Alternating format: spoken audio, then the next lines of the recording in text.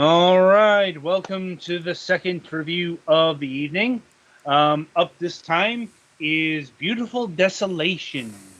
Um, Mark and his brother Don are flung into a futuristic era ruled by highly advanced technologies which are both revered and reviled. The inhabitants of this African apocalyptic world will help or hinder you, or make new discoveries and navigate their spectacular landscape. Negotiate your passage with local leaders, healers, and warriors, or find yourself embroiled in a battle against nanite swarms, enormous scorpions, and rocket equipped robots. From thriving villages to crumbling cities, petrified forests and bone dry ocean beds, this strange new world holds a multitude of terrains to uncover, beautifully rendered in 2D isometric art. Explore, solve puzzles, and prepare to face many tough choices that will shape this land long after you complete your journey. Um, Worth noting that we got the PlayStation 4 version of this game, um, because the bullet points here want you to know that Beautiful Desolation controls, UI, and movement have been fully redone to work intuitively on console controllers. Experience a true gem from the PC adventure genre now with the use of your console's gamepad. Well, since it's a PS4 game, Petty Fan will be the judge of that. The game's not great. Uh, Go on. Yeah, like, I can barely tell where I am, and that's not very useful. And, like, it's not very forthcoming on what you're supposed to do. Like, you can't even talk to somebody you're not supposed to yet. Like, if your brother's hanging around, you can't just, ask, be like, hey, what should I be doing right now? He just stands there looking at you. So yeah, that's really not great. The controls are a pain in the ass, to put it lightly. Yeah, that's not unexpected since this is a 2D isometric adventure game. Hmm. Like, if they had gone the full 3D, it actually would have controlled better because that kind of control scheme actually works better on a fucking controller than it does in a keyboard. Fuck you, Broken Sword 3. And yeah, it's also partly because of the view. It's harder to tell where you can and can't walk. Mm-hmm. It's partly the view and partly the art style, I think. Yeah, It's going for a pretty photo-y art style, which makes it a lot harder to, if you're going for a photo-y or a paintery art style, it makes it a lot harder to get away with, like, strong outlines to define things that you want to draw attention to. yeah. Like, imagine it'd probably be better if I had a bigger TV, but we go with what we got. Mm-hmm. And yeah, the music is there. Like, I honestly don't remember much of it. The voice acting is passable. Um, the visuals are a thing that exists. And yeah, I guess for the controls, you can zoom in and out with the L1 R1. Um, R2 brings up your menu or your inventory, and you can, rub items together, use items on things, so on and so forth.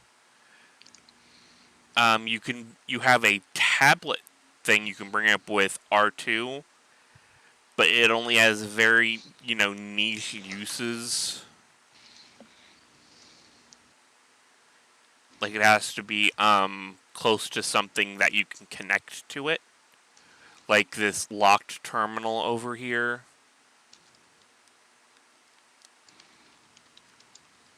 And um yeah, I guess option or start or whatever brings up the menu. And yeah, that's really all there is for I guess the arrow buttons do things. Down pulls up a radio. Um,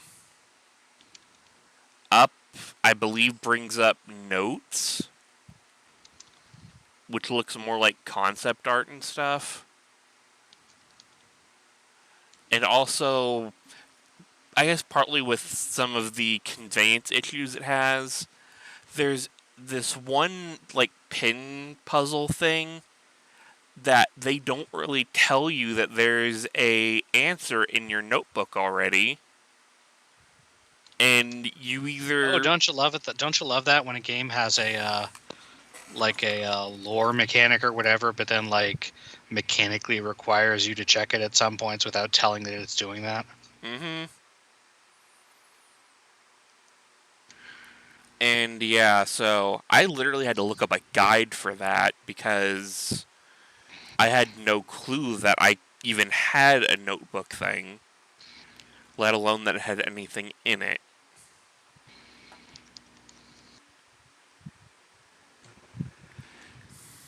And yeah, any questions, comments, concerns? Mm, not on my end. Not really. Honestly, it looks pretty okay, but Yeah, it's got pretty impressive fidelity for an adventure game. Like they don't usually look this shiny, but mhm. it's probably because it's using Unity or Unreal or something like that. Mm-hmm. Probably Unity. Anyway, so in terms of pricing, we've got an interesting situation here because against the usual grain, the PlayStation 4 got the special edition or the what they call the supporters pack on Steam, or they got the goodies, the 80 plus pages of high resolution art and all 18 tracks of the official soundtrack are included as a free digital download. That is not the case on the original Steam version, where um, the supporters pack is actually a few dollars more, $22.48. Hmm. It's not that much more. Though if you want to buy the soundtrack separately on Steam, that's going to cost you $7. Um, Oof. and the supporter pack alone is $9.99. So if you want to buy the PC version, which is probably what you want to buy, given this ain't a great controlling game, surprise, surprise, on a console. Like, you'd probably want to go for the deluxe editions, only a few bucks more. There's also the Brotherhood Deluxe Mega Bundle, which includes presumably every game and DLC pack that the developer of the game, the Brotherhood, put out. They are the PC publisher; they are not the console publisher. It's one of those situations. Um, so, like I said, it's a bit weird because we are used to the console versions not getting the extra goodies that are usually packed with the Steam version. But in this case, it's not only here, it's given away for free. You actually do have to pay. Um, that being said, I think the general assessment on this one is get the PC version because it's the controls they tried, but surprise, surprise, the point and click adventure game worked best with the point and click device. Mm-hmm. Yeah. And like you can even use the trackpad on the PS4 controller to simulate a mouse. Well, I mean, how many people remember that's a thing? The, these, Um, Good question. yeah. So Wait, anyway, did you say you can or you can't? I cannot. Ooh, that's not good. yeah. Anyway, so anything else on Beautiful Desolation? Not really. It's a thing that exists. It's not great though, at least on PS4. All right, then. So that'll about do it for this review. Be sure to tune in after the break, as the Golics will be reviewing Fire. Uh, gonna make a guess at this pronunciation. It's a caveman name. Yeah, it's Ung or Unga, something like that. You know, it's a caveman grunt, basically. Ung's Quest. So